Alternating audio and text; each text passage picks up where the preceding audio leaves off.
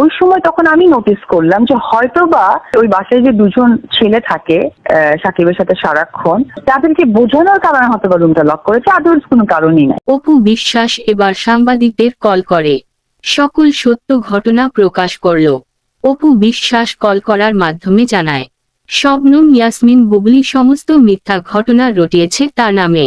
সাকিবের সাথে কোনো রকমের পার্সোনাল মোমেন্ট ছিল না বুবলির, কিন্তু তবুও অপু বিশ্বাসের নামে অপবাদ দিতে গিয়ে এই ঘটনাটা অনেক দূর পর্যন্ত নিয়ে গেছে বুবলি। তাই অপু বিশ্বাস এবার চুপ করে না থেকে কল করে সাংবাদিকদের সকল সত্য ঘটনা জানিয়ে ব্যাপারটা ক্লিয়ার করল। বিস্তারিত জানুন সম্পূর্ণ ভিডিওতে। সম্প্রতি এক সাক্ষাৎকারে বুবলি জানায়, এখনো সাকিবের স্ত্রী তিনি, আলাদা থাকলেও ডিভোর্স হয়নি তাদের। ছেলেকে নিয়ে স্বামী সাকিবের সাথে একান্তে সময় কাটায় বুবলি। এমন এক সময় ছেলে জয়কে নিয়ে অপু বিশ্বাস নাকি সাকিবের বাসায় এসেছিলেন। তখন দেখা হয়ে যায় অপু বিশ্বাস এবং বুবলির।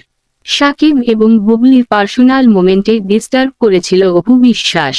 বুবলির ওই মন্তব্যের উত্তর দিতে দেরি না করে অপু বিশ্বাস জানায় যে বুবলি মিথ্যা বলছে। বুবলির সাথে অপু বিশ্বাসের যেদিন সাক্ষাৎ হয়েছিল সেদিন অপু বিশ্বাস আগে থেকেই সাকিবের বাসায় ছিল। তার সাথে সাকিবের পরিবারের সদস্যদের নিয়মিত যোগাযোগ হয়। স্বামীকে নিয়ে অপু বিশ্বাস এবং শবনম ইয়াসমিন বুবলির বাকযুদ্ধ এটি এখন সাধারণ বিষয় হয়ে দাঁড়িয়েছে। কখনো অপু বিশ্বাস আবার কখনো বুবলি একে অপরের বিরুদ্ধে করে থাকেন নানা ধরনের কটূক্তি। তাদের ঝগড়ার সবকিছুতেই শুরু থেকে শেষ পর্যন্ত জুড়ে থাকে শুধু সাকিব খান, অথচ দুইজনের অভিযোগ একজনের কারণে নাকি অন্যজন সাকিব খানের সংসার করতে পারেনি। তবে বিভিন্ন ধরনের সময় সন্তানের কারণে সাকিবের বাসায় দেখা যায় অপু বিশ্বাস এবং বুবলি দুইজনকেই। এই নিয়ে ভক্তদের মাঝে রয়েছেন নানা কৌতূহল, আসলে সাকিবের সম্পর্কটা ঠিক কার সাথে।